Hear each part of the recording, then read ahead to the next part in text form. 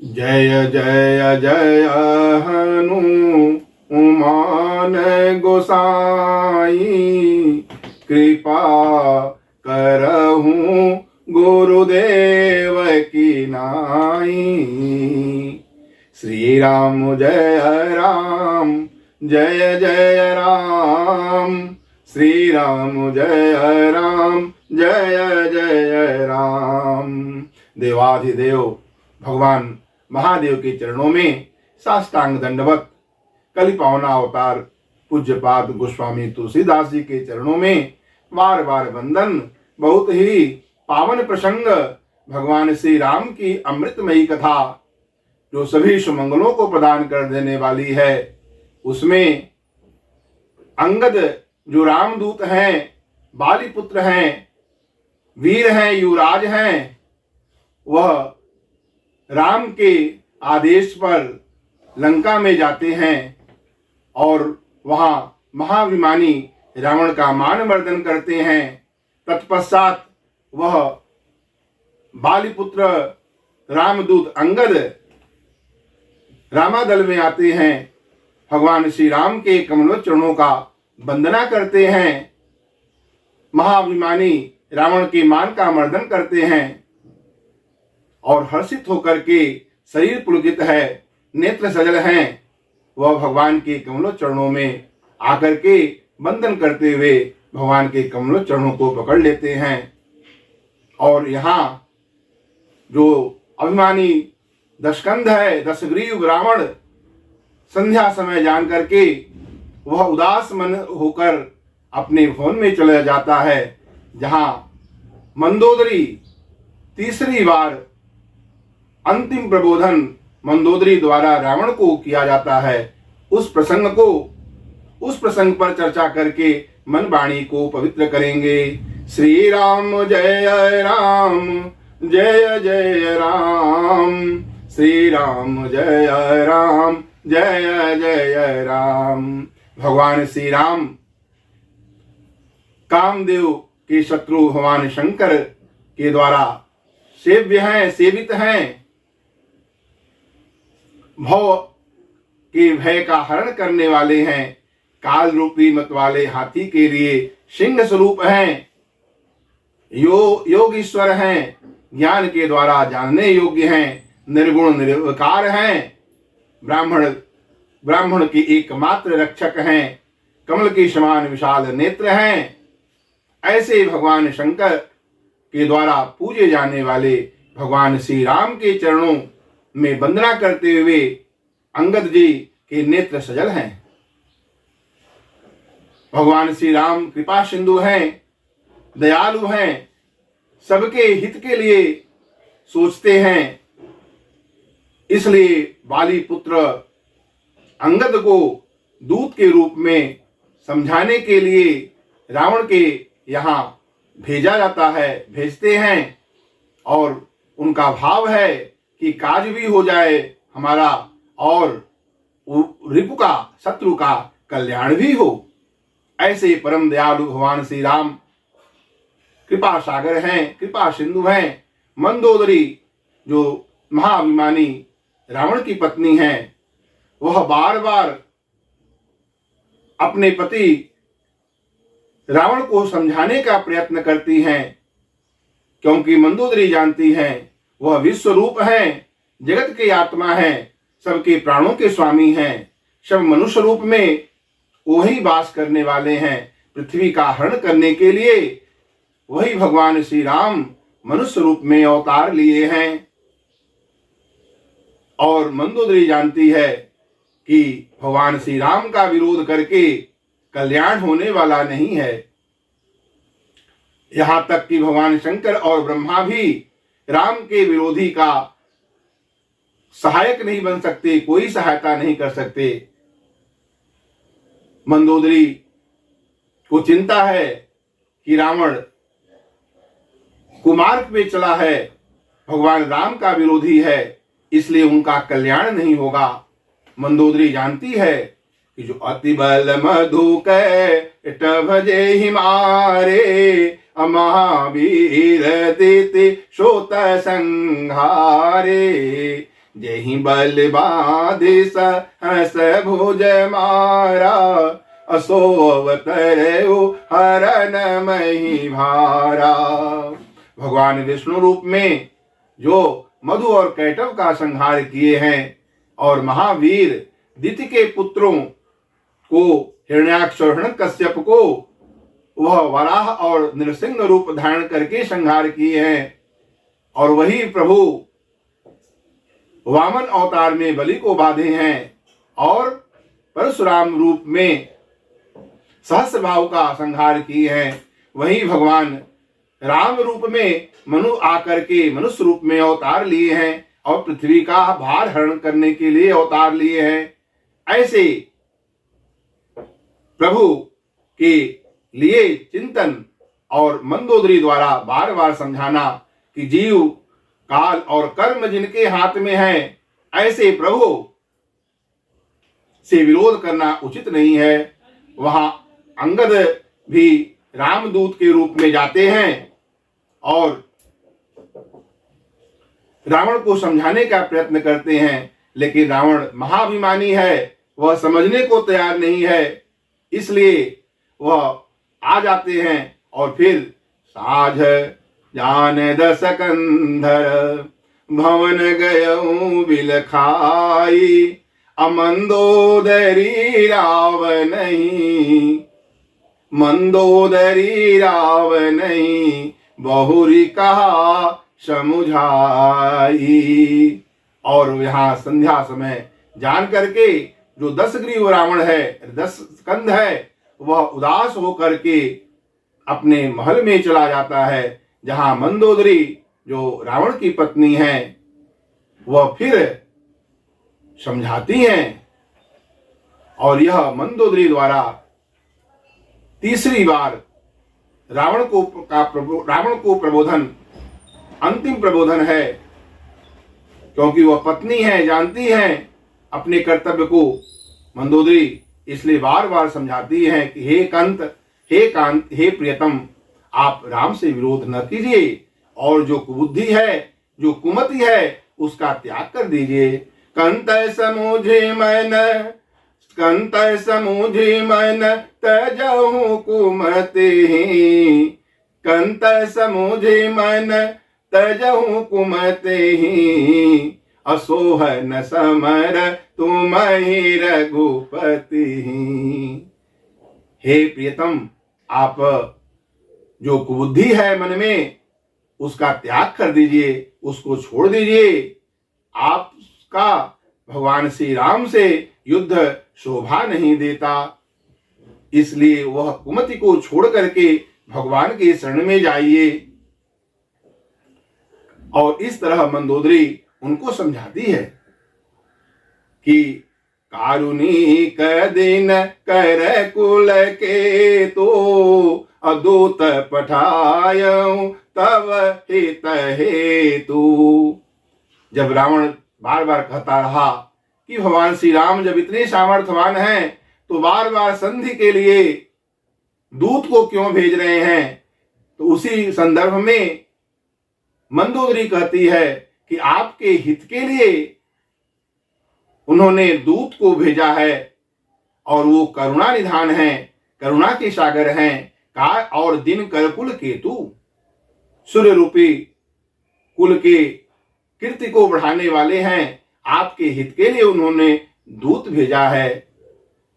पिय तुम ताहि जे तब संग्रामा, पिय तुम ताहि जे तब संग्रामा, अजाकर दूत के रह कामा, जाकर दूत के रह कामा। जिसके दूत ने आकर के यहाँ पर लंका में अशोक वन का उजाड़ कर दिया, और जो कौतुक में ही, खेल में ही सिंध को पार करके, सागर को पार करके आपके लंका में प्रवेश कर गया, वह उनका दूत है। आप उनके साथ, उनके दूत जब ऐसे काम कर रहे हैं, तो आपका उनके साथ युद्ध शोभा नहीं देता। प्रिय तुम ताहि जितव संग्रामा, हे प्रियतम, आप कैसे संग्राम में उनको जीत सकते हैं जिनके दूत ने ऐसा काम कर दिया को खेल में ही समुद्र को लांग करके आपकी लंका में प्रवेश कर गया। यहाँ पर जो अशोक वन है आपका उसका उजाड़ कर दिया, सारे लंका को जला डाला। यहाँ तक कि आपके पुत्र अक्षय कुमार का आपके देखते देखते जिन्होंने संहार कर दिया, आप कुछ नहीं कर सके, इसलिए आप उनसे बैर त्याग दीजिए। बार बार समझाती है मंदोदरी। फिर कहती है कि हे प्रियतम जनक सभा अगणित भूपाला। जनक की सभा में अनेक राजागण आए थे, उसमें आप भी उपस्थित रहे, अतुल बलशाली रहे, लेकिन भगवान शंकर के धनुष का भंजन करके मां जानकी के साथ भगवान श्री राम ने विवाह किया। फिर वहां आपने उन्हें संग्राम में क्यों नहीं जीता? और फिर वाली का जो पुत्र अंगद आपकी सभा में आकर के अपने बल का प्रदर्शन करते हुए प्रभु के प्रताप के से उसने आपके सभी सुबटों का मान मर्दन कर दिया और आप कुछ नहीं कर सके। इस तरह मंदोदरी भगवान श्री राम के ऐश्वर्य का प्रदर्शन करती है, उनका वर्णन करती है, ताकि हमारे जो पति हैं उनके मन में ज्ञान उत्पन्न हो जाए और प्रभु से प्रेम कर लें, प्रभु के चरण में प्रीति कर लें। मंदोदरी कहती है नीच मारीच भी उनके बाण के प्रताप को जानता था, लेकिन हे नाथ आपने उनकी उसकी भी बात को नहीं सुना। बाण प्रताप जानी मारीचा, बाण प्रताप जानी मारीचा, लेकिन आपने उस नीच जो मारीच है वह प्रभु के बाण के प्रताप को जानता था, लेकिन उसने भी समझाया, फिर भी आपने उनकी बातों को नहीं सुना। हे नाथ, वह विश्वात्मा है, जगत के जिनका अहंकार शिव है, जो मन है वह बुद्धि है, मन चंद्रमा है और भगवान ब्रह्मा ही बुद्धि है, जिनका अहंकार शिव है, ऐसे भगवान ही जिनका महान चित्त भगवान विष्णु रूप में है, वही प्रभु मनुष्य रूप में राम के रूप में सभी चराचर जगत में व्याप्त हैं। यह मंदोदरी का जो चिंतन है, मंदोदरी का जो विचार है, वह अपना व्यक्त कर रही है और कहती है वहां पर विवाह किया भगवान श्री राम ने जानकी के साथ, भगवान शिव के धनुष का भंजन करके, वहां भी आप संग्राम में नहीं जीत सके। असुरपति सूत जा नहीं बल थोरा, रखा जियत आख गही फोरा। शूरपति जो जयंत है, इंद्र के पुत्र जयंत भी भगवान के बल को थोड़ा जानता है और भगवान ने उसके एक आंख को फोड़ करके उसको जीवित छोड़ दिया। असुपूर्ण खाकय गति तुम देखी, तदपि हृदय नहीं लाज विसेखी। सुपूर्णखा की जो दशा थी उसका भी आपने दर्शन किया, फिर भी आपके मन में उनसे युद्ध करने की जो लालसा इच्छा है, आपको जरा भी लज्जा नहीं आती। बध विराध कर दोष नहीं, लीला हतवक बंध। बाली एक सर मारयो, ते जानो दशकंध। मंदोदरी फिर कहती है अपने पति दशग्रीव से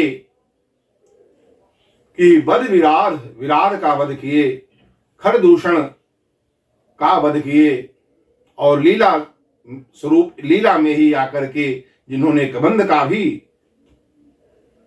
संहार कर दिए और एक बाण में जिन्होंने वाली का वध कर दिया। हे दशकंद, आप उनके महत्व को समझिए। अजय ही जलनाथ बधाय हेला, अवतरे प्रभु दल शयत सुबेला।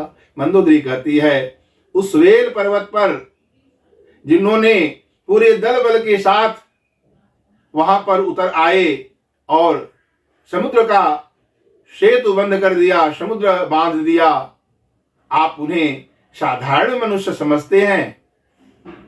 हे नाथ, बार बार उन्हें आप मनुष्य समझने का भूल कर रहे हैं। वह मनुष्य नहीं है, वह सभी चराचर जगत के स्वामी हैं, सब में उन्हीं का वास है। जेहि जलनाथ धाय हुएला, उतरे दल प्रभु सहित सुबेला। सुबेल पर्वत पर जहां बड़े बड़े वीर राक्षसों का जाने से, वीर राक्षसों को जाने में भी भय लगता था, क्योंकि वहां काल का पहरा था। ऐसे सुबेल पर्वत पर भगवान श्री राम दल बल के साथ में उतर गए, फिर भी आपको समझ नहीं है। आप बार बार उन्हें साधारण मनुष्य कहते हैं। पति रघुपति इंद्र पति जनिमानहु, अमो और मुधा मान ममता मद बहू। हे नाथ, वो जो रघुपति हैं, श्री रघुपति हैं, आप उन्हें सिर्फ एक राजा ही मत मानिए और व्यर्थ के आप जो है मन, मान, ममता और मद को ढो रहे हैं बोझा। मान, ममता और मद का जो बोझा ढो रहे हैं वह व्यर्थ है। व्यर्थ का डींग मत हाकिए। वो सर्व समर्थ हैं, सबकी आत्मा है, जीवात्मा है, विश्वात्मा है। वो आप उनसे बैर त्याग दीजिए और जो मन में कुबुद्धि है उसका त्याग कर दीजिए। अरे थोड़ा हृदय में विचार तो कीजिए। जो दल बल के साथ सुबेल पर्वत पर उतर आए हैं वह साधारण मनुष्य नहीं है। इस तरह बार बार मंदोदरी उन्हें समझाने का प्रयत्न करती है कि जिनके दूत का कार्य इतना बड़ा है, उनसे आपका युद्ध शोभा नहीं पाता। अंगद हनुमत अनुचर जाके, अरण बाकुरे बीरयति बाके। अंगद और हनुमान जी जिनके अनुचर हैं, जिनके सेवक हैं, जो रण बाकुरे वीर अति बाके, ऐसे प्रभु, ऐसे सर्वसमर्थ के साथ आपका जो युद्ध करने की जो इच्छा लालसा है वह शोभा नहीं देता। अंगद हनुमत अनुचर जाके, अरण बाकुरे बीरयति बाके, रण बाकुरे बीरयति बाके। अहिकंत श्री राम विरोधा, और आप राम से जो विरोध कर रहे हैं, हे नाथ, यह आपको शोभा नहीं देता और लगता है आपके मन में ज्ञान नहीं है, ज्ञान नहीं उत्पन्न हो रहा है, उपज न बोधा। इस कारण से आप ऐसा सोच रहे हैं। अहकंत कृत राम विरोधा, काल विवश मन उपज न बोधा। मंदोदरी कहती है काल के वश में है, इसलिए आपके मन में वह ज्ञान उत्पन्न नहीं हो रहा है। बार बार समझाने पर भी आपका जो अहंकार है वह आपको समझने नहीं दे रहा है। और यह काम, क्रोध और लोभ ही तो नरक के द्वार हैं। इसलिए इस काम, क्रोध और लोभ पर विजय प्राप्त करके हम भगवान के श्री चरणों में अपनी प्रेम को बढ़ा सकते हैं। काल दंड गहि काहू न मारा, अहरहि धर्म बल बुद्धि विचारा। मंदोदरी कहती है कि काल जो है लाठी लेकर कभी किसी को नहीं मारता। जब किसी का मरण समय निकट आता है तो वह उनके धर्म, उनके बल और उनकी बुद्धि का हरण कर लेता है। काल दंड गहि काहू न मारा, हरहि धर्म बल बुद्धि विचारा। और कहती है, हे नाथ, मरण समय जिनके समीप आ जाता है और वह आप ही की तरह भ्रमित हो जाता है, भ्रम में पड़ जाता है।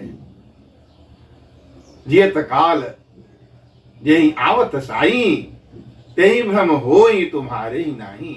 निकट काल जेहि आवत साई, अतेहि भ्रम होई तुम्हारे नाही। और मंदोदरी कहती है, दुई सुत मरे दहु पुर, दुई सुत मरे दहु पुर, अजहु पूर पिय देहु, अकृपा सिंधु रघुनाथ भजे, अनाथ विमल जसि लेहु। और बार बार कई प्रसंगों को सुना करके रावण की पत्नी जो मंदोदरी है, वह कई प्रसंगों के द्वारा प्रबोधन करके रावण को समझाती है कि हमारे नाथ के अंदर मन में बुद्धि उत्पन्न हो जाए, वह प्रभु के कमल चरणों से प्रीति कर लें, जिससे मेरा सुहाग भी अचल हो जाए, मेरे सभी पुत्रों की रक्षा हो जाए, मेरे कुल खानदान की रक्षा हो जाए। इसलिए वह कहती है कि हमारे 2 पुत्रों को मारा गया, मर गए, 2 ही सुत मरे, और पूरे लंका नगर को जिन्होंने जलाकर राख कर दिया, फिर भी आपने बहुत कुछ किया। अब अपने भूल को स्वीकार करके सब कुछ समाप्त कीजिए, जो मन में सोचे हैं वो सबको समाप्त कर दीजिए। कृपा सिंधु है भगवान श्री राम, वो शरणागत वत्सल हैं भगवान श्री राम, शांत सनातन अप्रमेय मोक्ष रूप देने वाले हैं भगवान श्री राम। ऐसे रघुनाथ जी के चरण का भजन कीजिए, कमल चरणों में प्रीत कीजिए, और नाथ विमल जस लेहु, और जो पवित्र जस है, हे नाथ, आपकी कीर्ति बढ़ जाएगी, आपका जस बढ़ जाएगा, आप गुणों के सागर बन जाएंगे, आप ही का सुंदर यश सर्वत्र प्रसारित होगा। क्यों? जब आप भगवान श्री राम के कमल चरणों में प्रेम करेंगे, क्योंकि वही विजयी, वही विनयी, वही गुणों का सागर बन जाता है, जिस पर भगवान श्री राम कृपा करते हैं। तो दुई सुत मरे दहु पुर, अजहु पूर पिय देहु, अकृपा सिंधु रघुनाथ भजी, नाथ विमल जसि लेहु। हे नाथ, आप अपने पवित्र जस को प्राप्त कीजिए। जो कृपा सिंधु भगवान श्री राम हैं, उनसे वैर त्याग दीजिए, अपनी कुबुद्धि को छोड़ दीजिए। आपका उनके साथ युद्ध शोभा नहीं देता। अरे कहाँ आप जुगनू तो भगवान सूर्य हैं, इतना अंतर है।